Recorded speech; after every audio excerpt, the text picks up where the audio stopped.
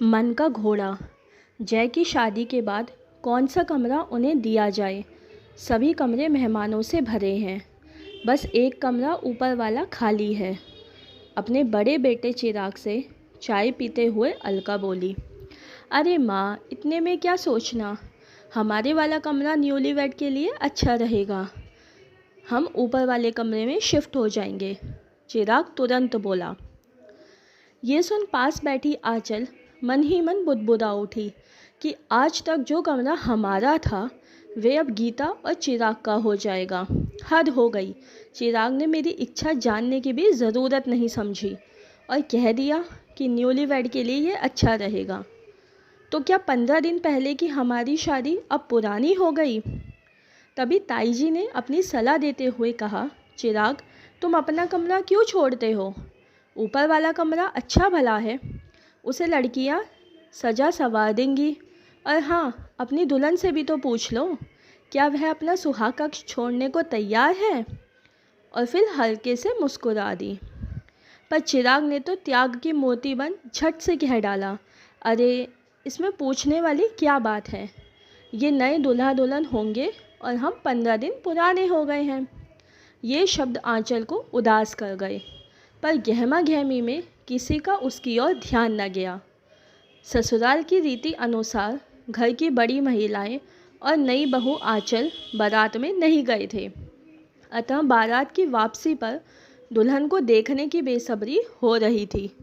गहनों से लदी छमछम करती गीता ने जय के संग जैसे ही घर में प्रवेश किया, वैसे ही कई स्वर उभर उठे। वाह, कितनी सुंदर जोड़ी है, कैसी दूध सी उजली बहू है।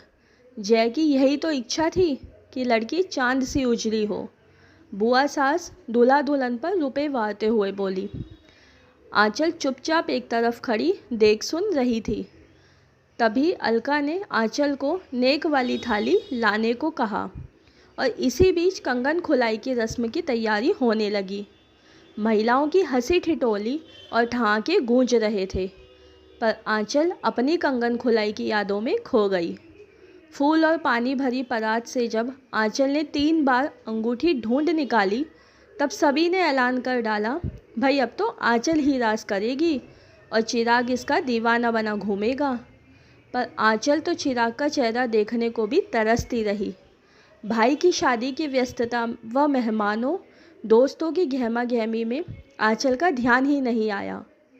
आंचल के कुंवारे सपने साकार होने को तड़पते और मन में उदासी भर देते। फिर भी आंचल सबके सामने मुस्कुराती बैठी रही। शाम 4 बजे अलका ने आवाज़ लगाई, जिसे भी चाय पीनी हो वह जल्दी से यहाँ आ जाए, मैं दोबारा चाय नहीं बनाऊंगी। लाओ, मुझे 1 कप चाय पकड़ा दो, फिर बाहर काम से जाना है। चिराग ने भीतर आते हुए कहा। ठहरो भाई, पहले एक बात बताओ, वे आपके हस्त विज्ञान व दावे का क्या रहा जब आपने कहा था कि मेरी दुल्हन एकदम गोरी चिट्टी होगी? ये बात तो जय भाई पर फिट हो गई, कह रीता ज़ोर ज़ोर से हंसने लगी। अच्छा एक बात बता, मन का लड्डू खाने में कोई बंदिश है क्या? चिराग ने हंसते हुए कहा। तभी ताई सास ने अपनी बेटी रीता को टपट दिया, ये क्या बेहूदगी है, नई नवेली बहुएं हैं, सोच समझकर बोलना चाहिए। और चिराग, तेरी भी मति मारी गई है क्या, जो बेकार की बातों में समय बर्बाद कर रहा है? शादी के बाद जय और गीता हनीमून पर ऊटी चले गए ताकि अधिकतम समय एक दूसरे के साथ व्यतीत कर सके, क्योंकि 20 दिनों के बाद ही जय को लंदन लौटना था। गीता तो पासपोर्ट और वीज़ा लगने के बाद ही जा पाएगी। हनीमून पर जाने का प्रबंध चिराग ने ही किया था। ये सब बातें आंचल को पिछले दिन रीता ने बताई थी। घर के सभी लोग चिराग की प्रशंसा के पुल बांध रहे थे, पर आंचल के मन में कांटा सा गड़ गया। मन में चिराग के प्रति क्रोध की ज्वाला उठने लगी। हमारा हनीमून कहाँ गया? अपने लिए इन्होंने क्यों कुछ नहीं सोचा? क्यों रोऊं, लड़ूं, क्या करूं? ये सवाल जिन्हें संकोचवश चिराग से स्पष्ट नहीं कर पा रही थी, उसके मन को लहूलुहान कर रहे थे। समय का पहिया जय को लंदन ले गया। ऐसे में गीता अकेलापन अनुभव ना करे, इसलिए घर का हर सदस्य उसका ध्यान रखने लगा था। माँ जी, गीता तो उसे हर समय घेरे रहती। आंचल तो जैसे कहीं पीछे ही छूटती जा रही थी। तभी तो आंचल शाम के धुंधलके में अकेली छत पर खड़ी स्वयं से बतिया रही थी कि मानती हूँ कि गीता को जय की याद सताती होगी, पर सारा परिवार उसी से चिपका रहे ये तो कोई बात ना हुई। मैं भी तो 2 महीने से यहीं रह रही हूँ, और चिराग भी तो दिल्ली से हफ्ते के अंत में एक दिन के लिए आते हैं। मुझसे हमदर्दी क्यों नहीं? तभी किसी के आने की आहट से उसकी विचारधारा भंग हो गई। आंचल, तुम यहाँ अकेली क्यों खड़ी हो? चलो नीचे, माँ तुम्हें बुला रही है। और हाँ, कल सुबह की ट्रेन से दिल्ली निकल जाऊँगा। तुम गीता का ध्यान रखना कि वह उदास ना हो।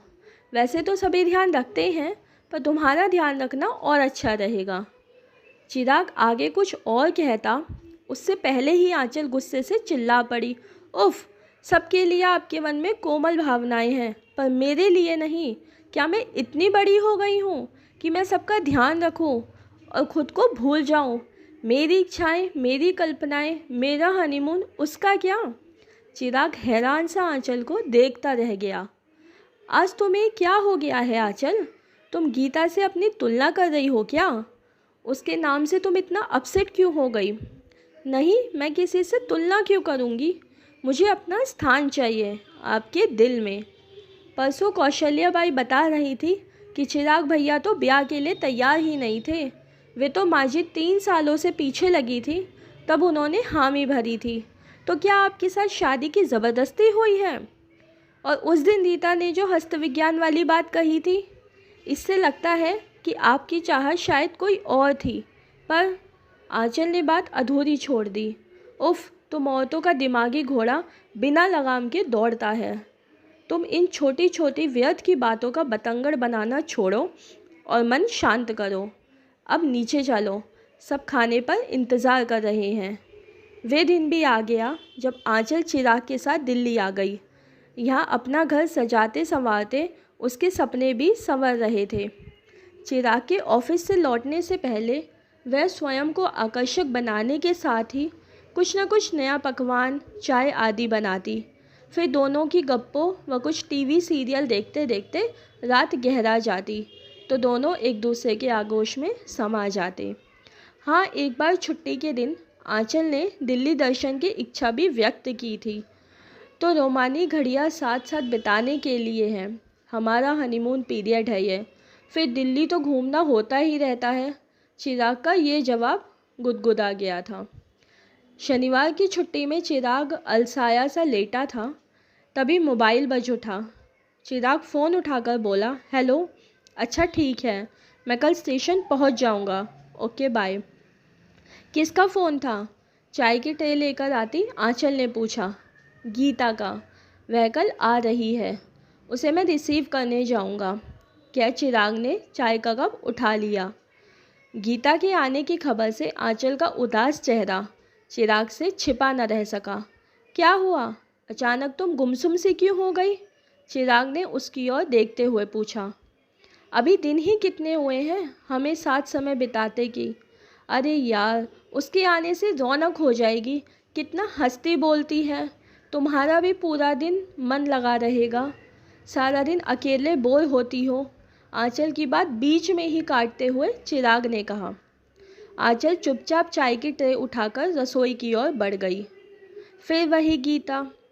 क्या वह अपने मायके या ससुराल में नहीं रह सकती थी कुछ महीने? फिर चली आ रही है दाल भात में मूसलचंद। खैर, मुस्कुराहट तो ओढ़नी ही होगी, वरना चिराग ना जाने क्या सोचने लेंगे। मन ही मन सोच आंचल नाश्ते की तैयारी करने लगी। छुट्टी के दिन चिराग गीता और आंचल को एक मॉल में ले गया। वहाँ की चहल पहल और भीड़ का कोई छोर ही ना था। गीता की खुशी देखते ही बन रही थी। भाभी, आप तो बस जब मन आए यहीं चली आया करो। यहाँ शॉपिंग का मज़ा ही कुछ और है। आंचल की ओर देख उसने कहा। मुझे तो चिराग पहले कभी यहाँ लाए ही नहीं। ये सब तो तुम्हारे कारण हो रहा है। आंचल उदासी भरे स्वर से बोली। अच्छा। गीता का स्वर उत्साहित हो उठा। वही मॉल में खाना खाते हुए गीता की आंखें चमक रही थी। बोली, वाह, खाना कितना स्वादिष्ट है। इस पर चिराग ने हंसकर कहा, मुझे मालूम था कि गीता तुम एंजॉय करोगी, तभी तो यहाँ लंच लेने की सोची। और मैं? आंचल ने चिराग से पूछ ही लिया। अरे तुम तो मेरी अर्धांगिनी हो, जो मुझे पसंद वही तुम्हें भी पसंद आता है। अब तक मैं ये तो जान ही गया हूँ, इसलिए तुम्हें भी यहाँ आना तो अच्छा ही लगा होगा। बुधवार की सुबह अखबार थामे गीता बोली, बिग बाज़ार में 50% की बचत पर सेल लगी है। भैया मुझे 5,000 दे देंगे? 2,000 तो है मेरे पास, मैं और भी ड्रेसेस लाऊंगी। ठीक है ना भाभी, लंदन में यही ड्रेसेस काम आ जाएंगी। हाँ हाँ, क्रेडिट कार्ड ले लेगी आंचल, दोनों शॉपिंग कर लेना। आंचल चिराग को मुंह बाएं खड़ी देखती रह गई कि क्या ये वही चिराग हैं जिन्होंने कहा था कि पहले शादी में मिली ड्रेसेस को यूज़ करो, फिर नहीं खरीदना। तो क्या गीता को ड्रेसेस का ढेर नहीं मिला है शादी में? ये छोटी बड़ी बातें आंचल का मन कड़वाहट से भरती जा रही थी। उस दिन तो आंचल का मन ज़ोर से चिल्लाना चाहा था, जब गीता बिस्तर में सुबह 9 बजे तक चैन की नींद ले रही थी और वह रसोई में लगी हुई थी। तभी चिराग ने गीता को चाय देकर जगाने को कह दिया। वे जानती थी कि चिराग को देर तक बिस्तर में पड़े रहना पसंद नहीं, फिर गीता से कुछ भी क्यों नहीं कहा जाता। मन में उठता विचारों का ज्वार सुहागरात की ओर बहा ले गया कि मुझे तो प्रथम मिलन की रात्रि में प्यार के पलों से पहले संस्कार, परिवार के नियमों आदि का पाठ पढ़ाया था चिराग ने। फिर तभी चाय उफनने की आवाज़ उसे वर्तमान में ले आई।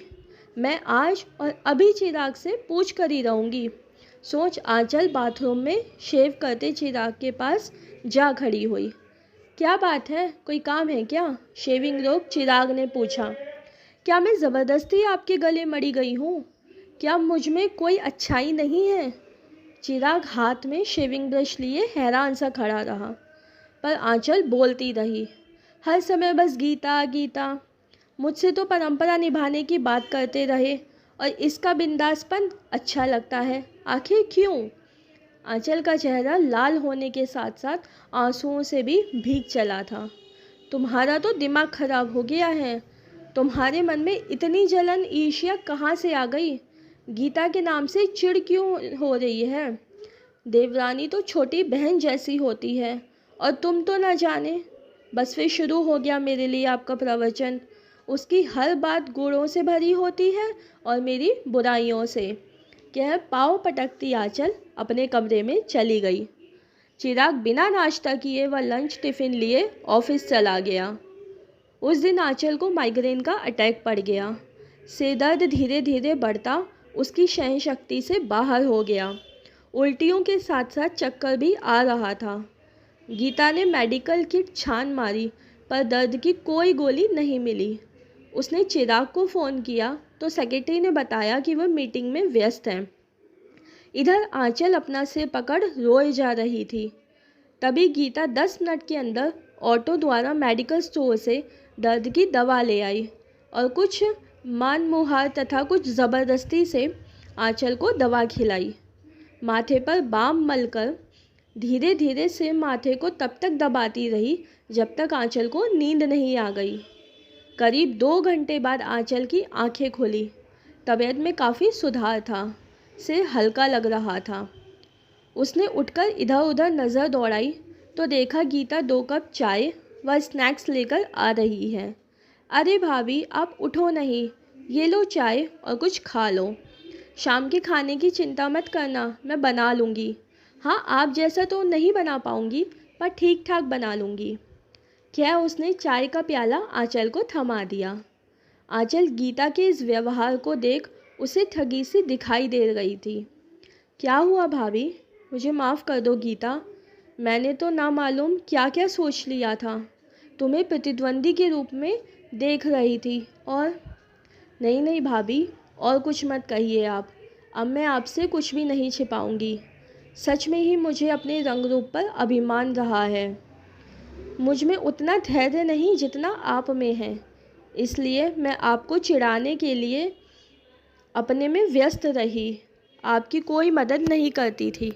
भाभी, आप मुझे माफ़ कर दीजिए। आज से हम रिश्ते में भले ही देवरानी जेठानी हैं, पर रहेंगी छोटी बड़ी बहनों की तरह। और फिर दोनों एक दूसरे के गले से लग गई। सच गीता, मैं आज से अपने मन को गलत दिशा की तरफ भटकने से रोकूंगी और तुम्हारे भैया से माफ़ी भी मांगूंगी। अब गीता व आंचल एक दूसरे को देखकर मुस्कुरा रही थी।